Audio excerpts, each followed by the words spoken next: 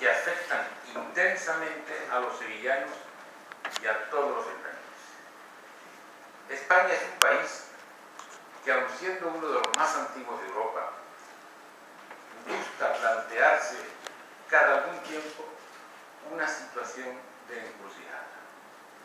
Es el único país europeo donde con extraña continuidad se exponen dudas sobre quiénes somos, qué nación componemos y cómo dejar atrás un pasado cainita que ha dado lugar a varias guerras civiles. Tras la última, una larga dictadura limitó gravemente el avance del país, hasta que las fuerzas democráticas, entonces ilegales, y algunos personajes a los que debemos mucho, que provenían del otro régimen, comprendieron la necesidad del pacto para encarar un futuro mejor. Me encontré yo en el vórtice de aquel huracán de cambios que fue el proceso constituyente.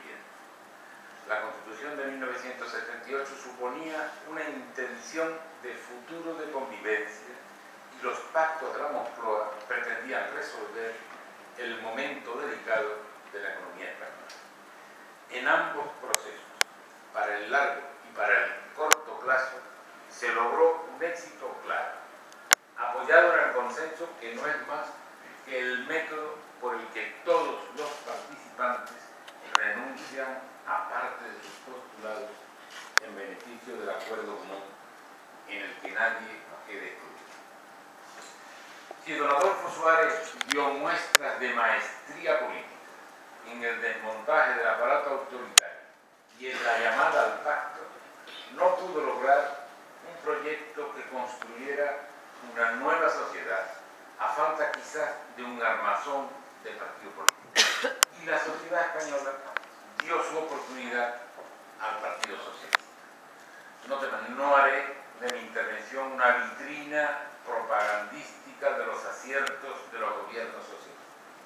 Solo les diré que se produjo una profunda transformación de España.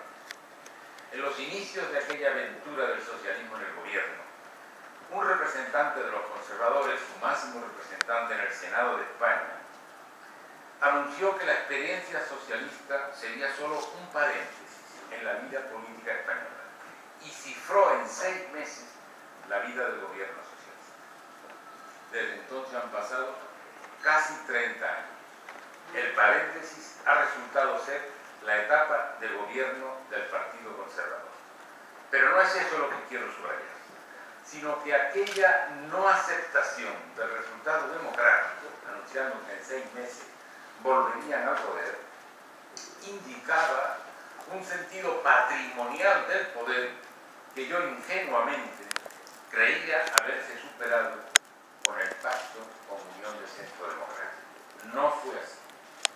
Pocos años después, cuando el viejo representante de la derecha española, don Manuel Fraga Iribarne, dio el relevo a un hombre nacido después de la guerra, por lo tanto no vinculado a aquel enfrentamiento, se pudo comprobar que la derecha quebraría el espíritu del consenso constitucional cuando afirmó que a partir de aquel momento la lucha antiterrorista formaba parte también de la lucha política de la oposición.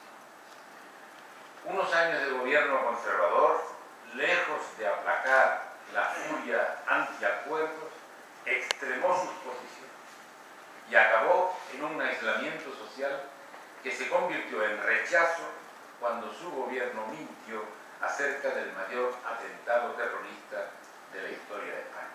Probablemente la perversa manipulación fue un acicate notable para la vuelta de los socialistas al poder, con un hombre joven a la cabeza que termina ahora su mandato.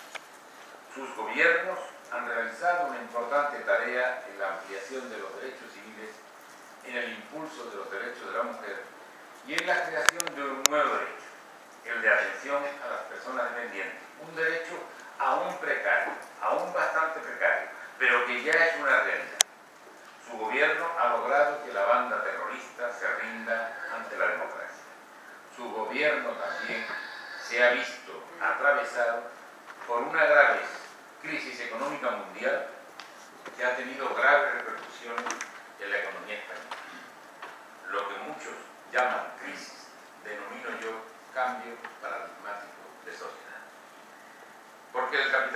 sufrido una profunda transformación. Tres procesos simultáneos son causa de ello: la globalización, la aplicación de una fórmula económica neoliberal en gran parte del mundo y la financiarización de la economía. De los dos primeros conceptos se ha escrito y hablado mucho menos del tercero. A mi juicio es el fundamental. Poco a poco, la organización del capitalismo ha ido evolucionando. Ya no se ocupan los propietarios de la dirección de las grandes